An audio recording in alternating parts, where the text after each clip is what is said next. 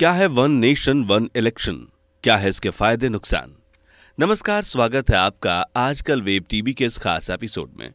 आज हम बात करेंगे वन नेशन वन इलेक्शन की। प्रधानमंत्री नरेंद्र मोदी की कैबिनेट ने वन नेशन वन इलेक्शन के प्रस्ताव को मंजूरी दे दी है।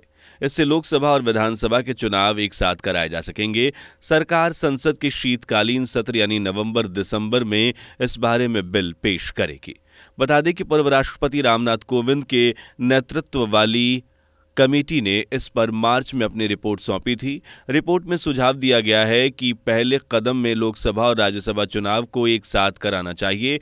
कमेटी ने सिफारिश की थी कि लोकसभा और राज्यसभा के चुनाव एक साथ संपन्न होने के 100 दिन के भीतर स्थानीय निकाय का चुनाव हो जाना चाहिए।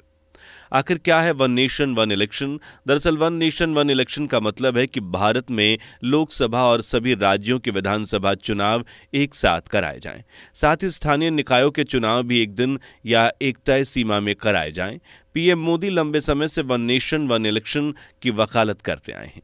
उन्होंने कहा था कि चुनाव सिर्फ 3 या 4 महीने के होने चाहिए, पूरे 5 साल राजनीति नहीं होनी चाहिए। साथ ही चुनावों में खर्च कम हो और प्रशासनिक मशीनरी पर बोझ ना पड़े। लेकिन यह कॉन्सेप्ट भारत के लिए कोई नया नहीं है।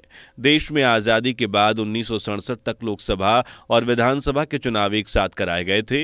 1952, 1957, 1962 और 1967 में दोनों चुनाव एक साथ हुए थे, लेकिन राज्यों के पुनर्गठन और अन्य कारणों से चुनाव अलग अलग समय पर होने लगे। आखिर क्यों हो रही है इसकी वकालत? इससे जनता को बार बार के चुनाव से मुक्ति मिलेगी, चुनावी खर्च बचेगा और वोटिंग परसेंट में भी इजाफा होगा।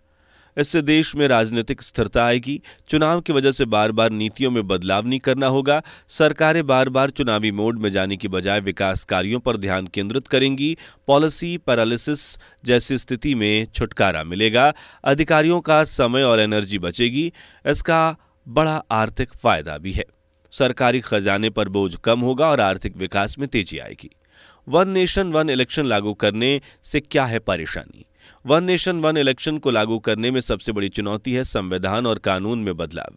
संविधान में संशोधन करने के बाद इसे राज्य विधानसभाओं के पास करना होगा। लोकसभा और राज्य विधानसभाओं का कार्यकाल 5 साल पूरे होने से पहले ही भंग किया जा सकता है।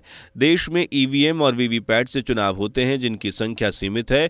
एक साथ होने से अधिक मशीनों की जरूरत पड़ेगी। इनको पूरा करना भी चुनौती होगी। एक साथ चुनाव के लिए ज्यादा प्रशासनिक अफसरों और सुरक्षा बलों की जरूरत को पूरा करना भी एक बड़ा सवाल बनकर सामने आएगा। तो दोस्तों, ये था हमारा आज का खास कार्यक्रम। धन्यवाद।